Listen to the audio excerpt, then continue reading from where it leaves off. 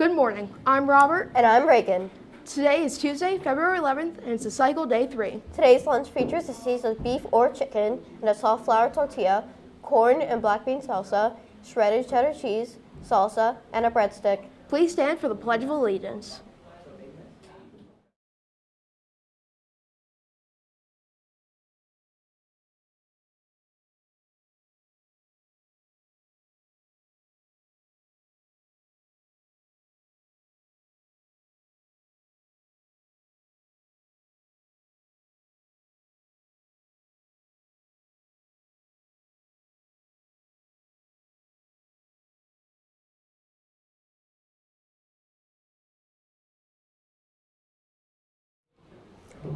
Due to more weather issues, Running Club will be canceled again this week. Again, Running Club will be canceled again this week. Please plan to go directly home on Wednesday. Attention 7th and 8th football players and those interested in playing next year.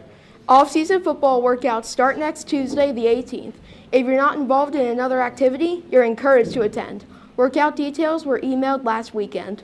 If you didn't play last year but plan to join this season, please pick up a permission slip outside Coach Andrews' room 304. A completed slip must be submitted before participating in workouts. For questions, see Coach Andrews using e-hall pass during AM homeroom or Wildcat periods. Looking for a sweet way to show your friends, teachers, or classmates some love? Here's your chance to send Hershey Kisses to those special people in your life. Swing by the main lobby from February 5th to February 12th to snag some kisses for just $1. The best part, they'll be delivered during Wildcat straight to the person of your choice. It is not too late to enter the American Legion Essay Contest. Submit your essay to the library by February 19th for a chance to win cash prizes. For more information, please check your email for a message from Ms. Taylor or ask your ELA teacher. Today, we send happy birthday shout-outs to Ms. Zepp, Sebastian Geller, and Anthony Long. We hope you have a great day. We now go to Ms. Coltrider for a special announcement.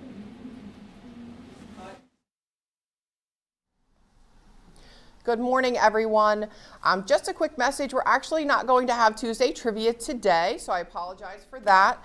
But we'll be back on Thursday for our Throwback Thursday trivia.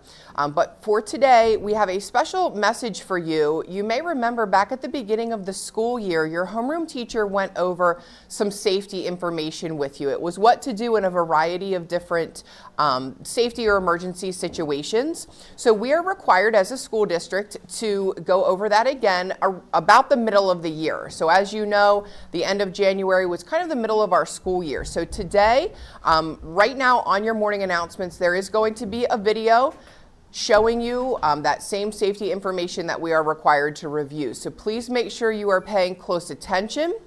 It is some very serious information. Please don't be upset by this information. We're just talking about what would happen if there's ever an emergency. But please be assured that today, right now, there is no actual emergency.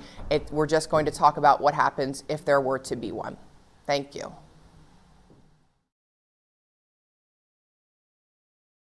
Let's take a few moments to review the basics on administrative lockdown procedures, what it means to go into a lockdown, why lockdowns might be called, and what you should do in the event of a lockdown.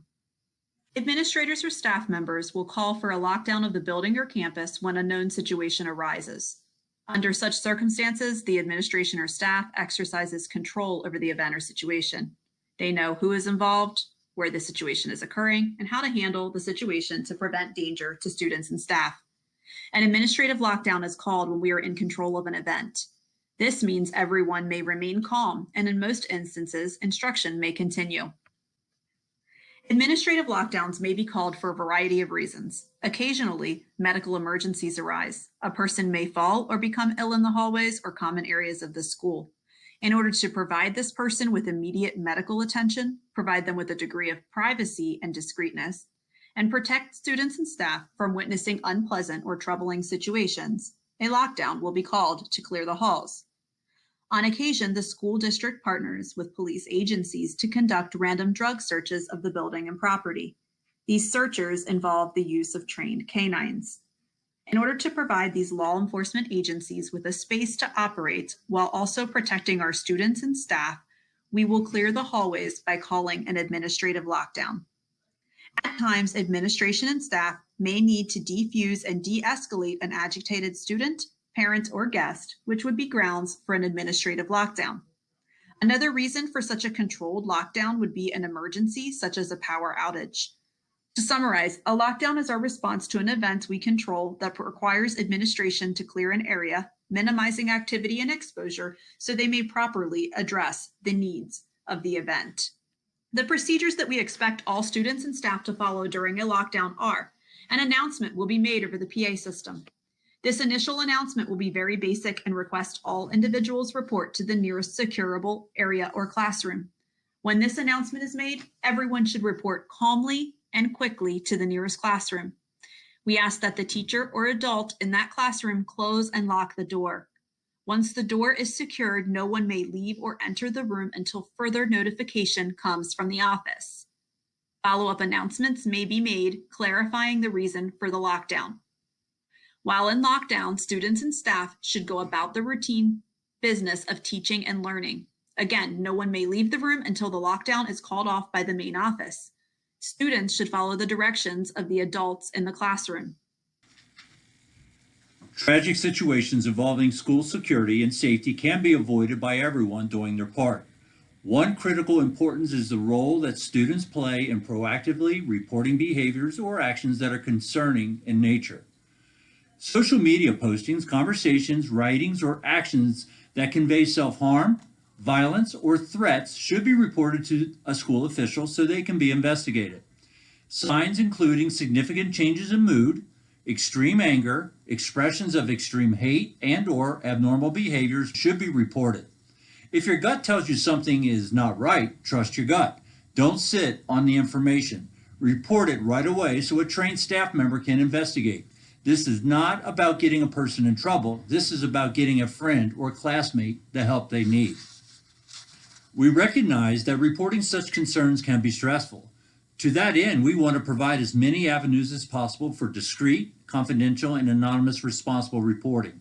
Here are a variety of ways to report. Again, our collective goal needs to be addressing potential threats to our safety before they occur. By responsibly reporting concerns, trained adults can provide the help and intervention needed before something tragic occurs. Should have, could have, or would have is too late once a tragedy occurs. By being a responsible reporter, you can be saving lives and averting devastating outcomes. The following portion of the presentation is the most difficult to discuss, but is critical to providing our school community with viable options when and if we are faced with the threat of an active shooter. It is important to remember that the number one goal for everyone in such a traumatic situation is survival. That is why this protocol is called Permission to Survive. While it is our sincerest hope that our school community never experiences such a situation, we must be prepared, and that is why this information is so critical. Permission to Survive situation is a life-threatening event beyond the control of the school's officials. Threats such as an active shooter present such a situation. In a life-threatening event, everyone must be able to self-determine the best course of action that will allow them to survive. The Permission to Survive situation is event activated. If an announcement can be made over the PA system, this will happen. However, the office may not be aware of the situation before other parts of the building are, or the event may be occurring in the office. Therefore, the situation may be activated by sounds associated with gunfire or explosions.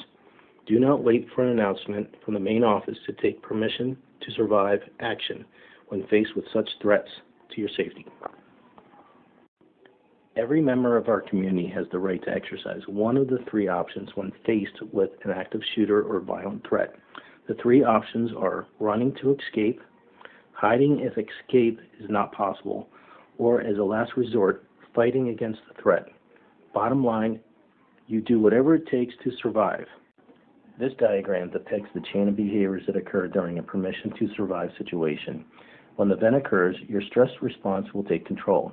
You can run away. If not, you can hide. And if neither of these are an option, you will be prepared to fight. The goal is survival and reunification with your family and loved ones. Running away is always the first and best option. If at all possible, remove yourself from the threat.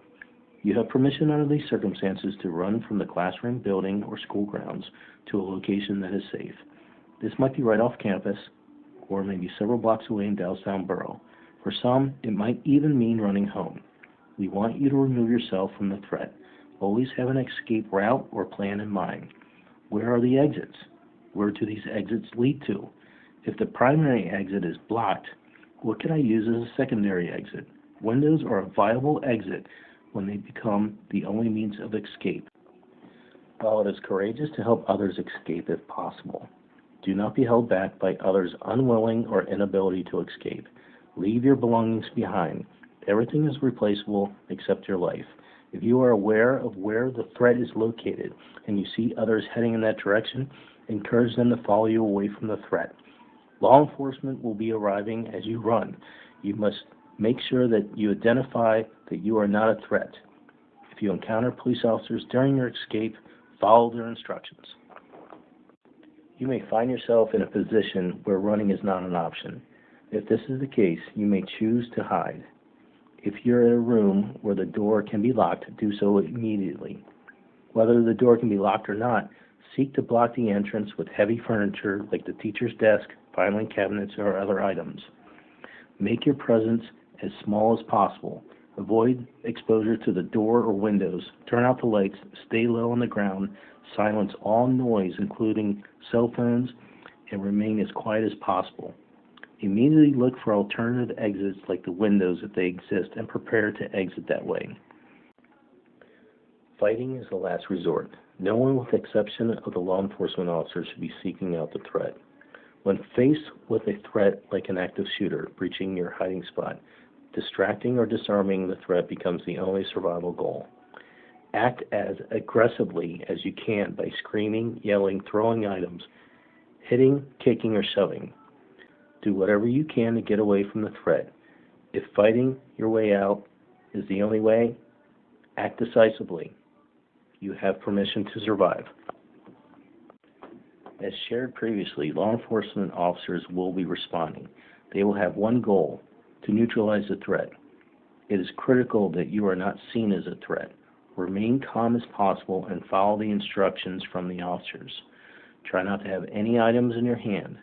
When encountering law enforcement, immediately raise your hands and spread your fingers so they can see that you are not a threat. Avoid making sudden movements towards the officers, including running at them, clutching at them, or pointing, screaming, and yelling at them. Officers, leave safe areas and enter unsafe areas. Move into the opposite direction of the officers. Run until you know you are safe. After an active shooter event, there's going to be a great deal of chaos. In an effort to reduce trauma and stress for students, staff, and parents, reunification will assist in creating order and security. The middle school has identified 3 locations that will serve as reunification spots. Students and staff are expected to report to one of these locations as soon as they can get there following a Permission to Survive event. The first location is Dallastown Elementary School. The second location is Dallastown Christ Lutheran Church. The third location is the Dallastown American Legion.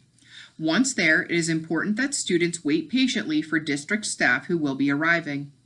District staff will help guide students to the reunification sites. Staff will communicate with parents through a variety of mass communication methods to let them know the location and procedures for reunification. Our goal will be for you to reunite with your loved ones as quickly and as safely as possible. We all hope that we are never faced with a life-threatening event, but as safety is our top priority, we must all be prepared in the event of an emergency. That is why this presentation and subsequent discussion is so important. Please understand that there are always what-if questions that cannot be answered. That is why the self-determination of running, hiding, or fighting is so important. You have permission to survive and must exercise the self-determination required to meet that goal of survival. We recognize that viewing these safety procedures can bring a variety of questions and emotions. If you have any questions or concerns, please do not hesitate to reach out to a teacher, counselor, or administrator. Thank you for your time and attention during this important safety presentation.